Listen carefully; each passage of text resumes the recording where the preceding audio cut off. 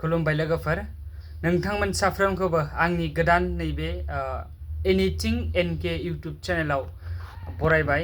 बेनो आंनि गिबि भिडिअ जागोन लोगोफोर। नोंथांमोना बे भिडिअखौ गोसो होनानै जोबजासिम नाय आरो बेनि उनाव नोंथांमोना माबायदि कमेन्ट हरनो गोसो नोंथांमोना कमेन्ट खालामनो हागोन।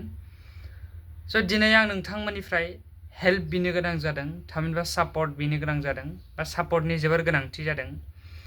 थांनाय समाव आं मोनसे इउट्यूब चेनेल सालायोमोन, जाय चेनेलनि मुङा नरुन्स ब्लग्स इउट्यूब चेनेल। जाय इउट्यूब चेनेलाव आङो गोबां नाजानायनि गेजेरजों 3,000निबो बांसिन साबस्क्राइबार्स बुथुमनो हादोंमोन आरो मनिटाइजबो जाखाबायमोन बे चेनेला। आरो बे चेनेलनि डलारा $22निबो बारा जाबायमोन। बेनिफ्राय साननानै नाय, सासे गोदान इउट्यूबार बा गोदान क्रिएटरनि थाखाय इसेबांबो लांनाया बेसेबां सानथावना बाथ्रा।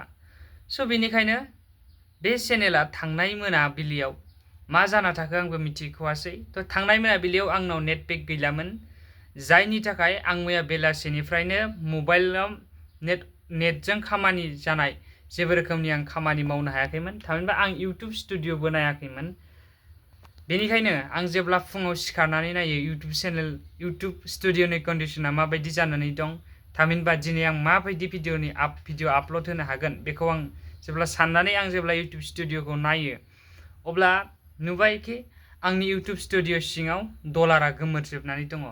अब्ला आं सानबाय माबा मोनसे टेकनिकेल इसु नामा होननानै गासिबो भिडिअ नायबाय, अब्ला डलारा गोमोरनाय आरो जे गोजौनि सेक्सनाव मोनसे डलारनि इस्टिमेटेड आर्निं, बे दानाव बेसेबां आर्निं जाखो बेनि मोनसे श' दिन्थियो, बेफोरबो गासिबो गोमोरजोबनाय। अब्ला आङो मनिटाइजेसन सेक्सनाव हाबना नायहैबाय, अब्ला नुनो मोनबाय जे डिमनिटाइजेसन। बेवहाय नोंथांना जेबो आर्निं जायाखै होननानै दिन्थिबाय। अब्ला आं जोबोर गोमोनाय मोनबाय।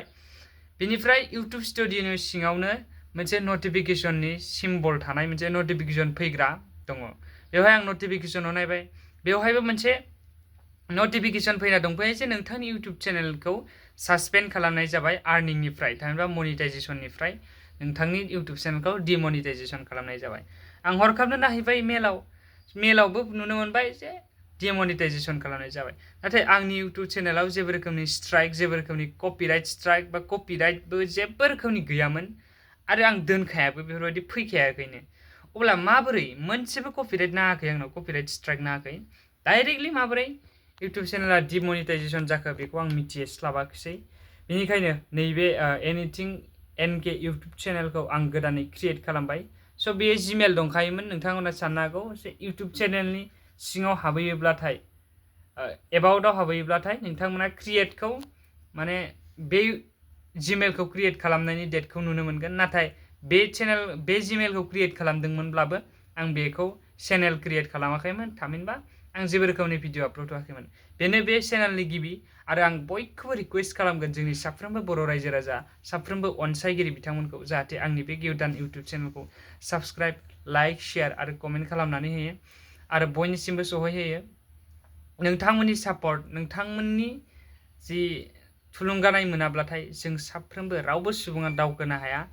स' बेनिखायनो आं रिकुवेस्ट खालामो, गोरिब फेमिलिनिफ्राय जानानै आङो नाजादोंमोन जे मा जादों होननानै, नाथाय बेवहाय मोनसे दिन्थिदों जे प्रब्लेमनि सलुसना बेनो जे आपेल भिडिअ बानायनो नांगौ। आपेल भिडिअ बानायनो थाखाय आंनो एसे सम लानो हागौ। बेखौ 20 आगष्टनि सिगां थामहिनबा 20 आगष्टनि गेजेरावनो बेखौ आपेल भिडिअखौ आपल'ड होनो होदों इउट्यूब टिमनिफ्राय। बिनिफ्राय आंबो नाजानोसै माबायदि राहायै हायो। नाथाय अब्लाबो आं बे चेनेलखौ खुलिबाय। थ' नोंथांमोना बे चेनेलाव नेक्स्टनिफ्राय सानफ्रोमबो दैलि मोनसे भिडिअ आपल'ड होनाय जागोन, आं नाजागोन होनो। स' नोंथांमोन साफ्रोमबो बे चेनेलखौ अनसायगोन आरो बयबो जायफ्रा आंखौ सिनायोमोन बिथांमोना गावबा गावनि चेनेलाव आंनि बे चेनेलखौ प्रम'सन खालामनानै होगोन होननानै मिजिंथिबाय। स' आं बेखिनिखौनो बुंबाय। स' गोबां दुखु जायो, गोबां दुखु मोनो। आं बे भिडिअखौ बेलासियावसो शुट खालामबाय आरो गाबोन फुंबिलियावसो आङो पाब्लिश खालामनाय जागोन बे भिडिअखौ। बेनिखायनो नोंथांमोन जायफ्रा जोबजासिम नायबाय, एसेब्लाबो बुजिबाय आंना सिगांनि प्रिभियास चेनेला माने गैलिया दा बे समाव, दङब्लाबो गैयि बायदि। मानोना मनिटाइजेसनानो सोलियाब्लाथाय इउट्यूब चेनेल थांना थानायनि जेबो माने मुलाम्फायानो गैया बायदि जायो। स' बेनिखायनो आं बे चेनेलखौ गोदानै खुलिबाय।